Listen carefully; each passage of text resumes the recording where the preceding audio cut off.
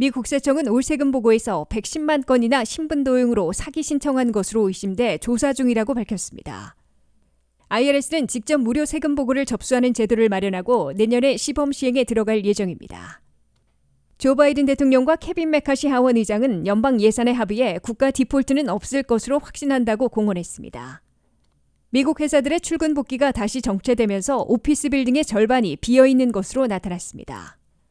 미국에서 싼 이자에 손쉽게 빌리던 이지머니 시대가 끝나자 사업하기 어려워져 기업들의 파산이 급증하고 있습니다. 여러분 안녕하십니까? 워싱턴 뉴스 투데이입니다. IRS 국세청은 올해 세금 보고에서 110만 건이나 신분도용으로 사기 신청한 것으로 의심돼 조사 중이라고 밝혔습니다.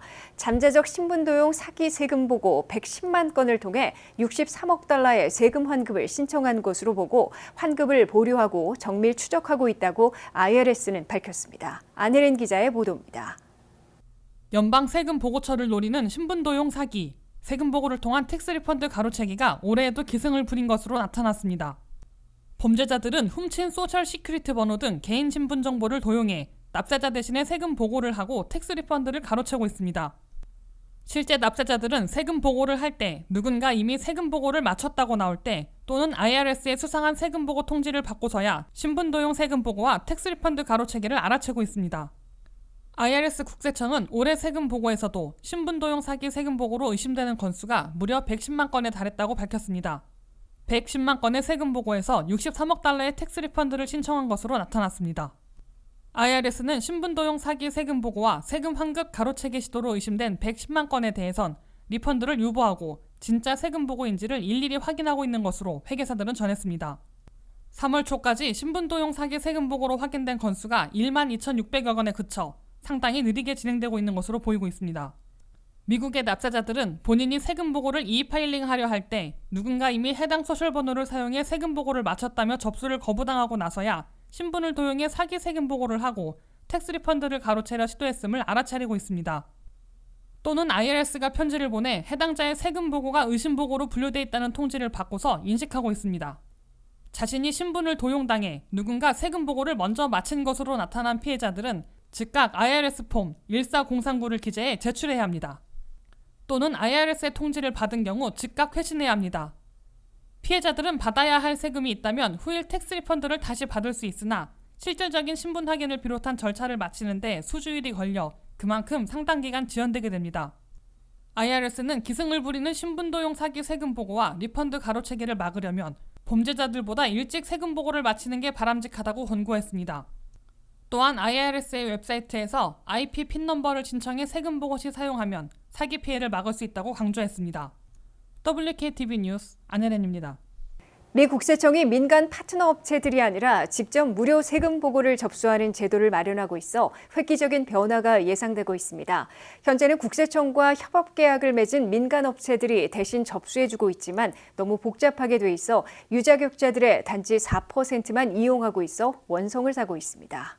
매년 1월 말이나 2월 초부터 4월 중순까지 실시되는 연방 개인소득세 세금 보고에 중대 변화를 가져올 IRS의 새 제도가 마련되고 있습니다. IRS 국세청은 미국 및 납세자들이 민간 파트너 업체들이 아니라 국세청 웹사이트에서 직접 세금 보고를 접수할 수 있는 새로운 제도를 마련하고 있다고 밝혔습니다. IRS는 2024년 세금 보고철인 1월 말부터 시범 프로그램을 가동하게 될 것으로 예고했습니다. IRS는 10년간 800억 달러의 예산을 증액받기 시작했는데 절반은 납세자 서비스 개선에 투입하게 돼 있고 그중에 하나로 직접 무료 세금 보고 접수제를 마련하고 있는 것으로 설명했습니다. IRS가 무료 세금 보고 직접 접수 프로그램을 가동하게 되면 현재처럼 연 조종소득 AIG로 7만 3천 달러 이하이면 연방 개인소득세 세금 보고를 국세청에 직접 제출할 수 있게 됩니다. 현재는 터보텍스와 같은 IRS가 지정한 소프트웨어나 대행사 웹사이트를 통해 간접으로 접수하고 있습니다. IRS는 7개가 연합한 프리파일 얼라이언스와 2025년까지 유효한 새로운 파트너 협약을 맺었습니다. 그러나 연 조종소득이 7만 3천 달러 이하이면 다 되는 것이 아니라 파트너 회사별로 적용되지 않은 지역이나 연령이 있고 연방은 되는데 주정부 세금 보고는 안 되는 곳도 있는 등 매우 복잡하게 돼 있습니다. 그렇기 때문에 연 조종소득 7만 3천 달러 이하로 전체 납세자의 70%나 되는 1억 납세 가구가 무료 파일링을 이용할 자격이 있는데도 단지 4%만 이용한 것으로 의회 감사원이 지적했습니다. 무료 세금 보고가 겉돌면서 미국 납세자들은 민간업체 소프트웨어나 다소 복잡할 경우 회계사 등 전문인의 도움을 받아 세금 보고를 하는데 110억 달러의 비용을 쓰고 있는 것으로 추산되고 있습니다. 이에 따라 IRS가 직접 온라인에서 무료로 세금 보고를 접수받기 시작하면 연방 세금 보고에 상당한 변화를 불러올 것으로 보입니다. IRS의 직접 접수 제도가 마련되고 있다는 소식에 터보텍스와 같은 파트너사들은 생존을 위협받을 수 있어 난감해하고 있는 것으로 보이며 해당사들의 주가가 하락하고 있습니다.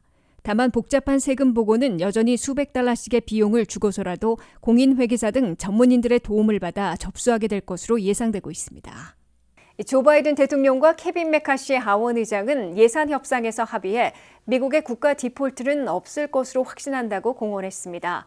바이든 대통령은 일본에서 열리는 G7 정상회담에만 참석하고 호주와 파푸아뉴기니 방문을 취소한 후 일요일 귀국해 예산안 협상 타결과 국가부도 피하기를 발표할 것으로 예고되고 있습니다. 한면태 기자의 보도입니다. 미국의 국가부도를 볼모로 잡고 정면 대치하는 것으로 우려됐던 조 바이든 대통령과 케빈 메카시 하원 의장이 경제적 재앙을 초래할 국가 디폴트는 결코 없을 것이라고 선언했습니다. I'm confident that we'll get the agreement on the budget that America will not default. It is possible to get a deal by the end of the week. It's not that difficult to get to an agreement. 일본에서 19일부터 21일까지 열리는 G7 정상회의에 참석하기 위해 워싱턴을 떠나며 조 바이든 대통령은 나는 의회 지도부와 예산 합의로 미국의 국가 디폴트는 없을 것으로 확신한다고 공언했습니다. 공화당의 케빈 메카시 하원 의장은 연이틀 우리는 이번 주말까지 합의에 이를 수 있을 것이라며 나는 그 끝에 미국이 국가 디폴트할 것으로 생각지는 않고 있다고 말했습니다.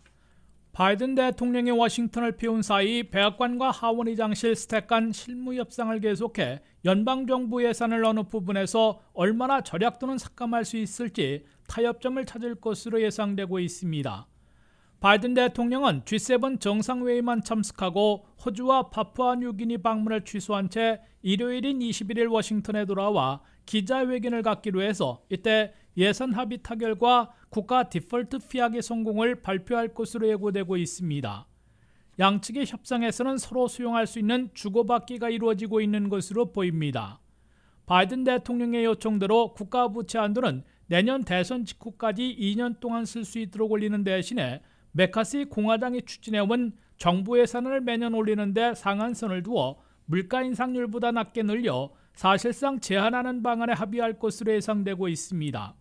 연방정부 예산을 매년 1%만 인상하도록 상한선을 두는데 공화당 하원은 10년, 민주당은 2년간을 주장해왔으나 상한선 비율을 올리거나 기간을 중간선인 5년으로 타결될 가능성이 나오고 있습니다.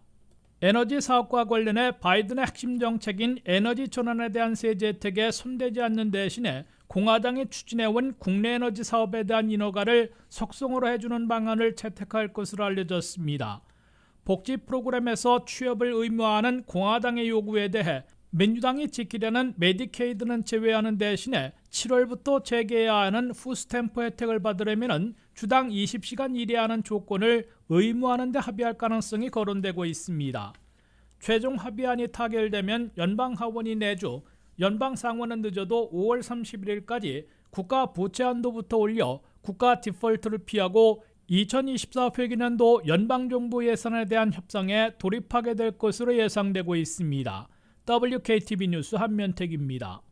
팬데믹에서 탈출함에 따라 미국 회사들이 속속 출근 근무로 복귀하는 듯 했지만 다시 정체돼 여전히 오피스 빌딩의 절반은 비어있는 것으로 월스트리트 저널이 보도했습니다.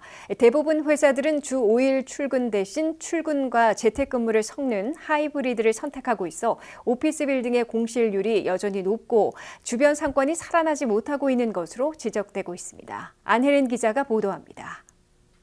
팬데믹 종료 후에도 미국 회사들의 출근 근무가 예전으로 돌아가지 않고 있어 오피스 빌딩의 침체가 굳어지고 있는 것으로 보입니다. 미국 내 회사들의 출근 근무 복귀가 정체에 빠졌다고 월스트리트 저널이 보도했습니다. 상당수 회사들은 종업원들에게 주 5일을 사무실에서 근무하는 출근 근무를 선택하는 듯 했다가 지금은 이틀 반씩 둘로 나눠 출근과 재택근무를 섞어하는 하이브리드 방식을 채택하고 있다고 이 신문은 전했습니다. 4,500개 회사들을 상대로 실시한 설문조사에 따르면 미국 회사들의 58%는 하이브리드 근무 형식을 선택했습니다. 하이브리드 근무에서는 주 5일 가운데 꼭 절반인 2.5일씩 둘로 나눠 출근 반, 재택 반을 섞어하는 것으로 조사됐습니다. 주 5일 가운데 출근율이 가장 높은 화요일과 수요일 출근하고 목요일은 오전이나 오후만 근무하는 하이브리드 형식이 가장 많은 것으로 보이고 있습니다. 주 5일 매일 출근을 의무화한 업체들은 3개월 전 49%에서 현재는 42%로 감소했습니다. 이에 따라 10대 도시들의 사무실 사용률은 절반에 해당하는 50.4%에 불과한 것으로 조사됐습니다.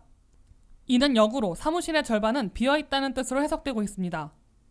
특히 오피스 빌딩은 주말은 물론이고 금요일에도 거의 텅텅 비어있으며 월요일에도 많이 이용되지는 않고 있습니다. 그 결과 오피스 빌딩인 상업용 부동산은 가치가 갈수록 떨어지고 있습니다. 고용주들은 사무실 공간을 절반으로 축소하고 개인별 데스크 대신에 협업에 편리한 공동 책상으로 바꾸고 있습니다. 오피스 빌딩 소유자들은 부동산 가치 하락과 임대료 수입 급감에 시달리고 있습니다. 더욱이 사무실 근무자들을 상대로 비즈니스 해온 업체들이 심각한 타격을 받고 있습니다.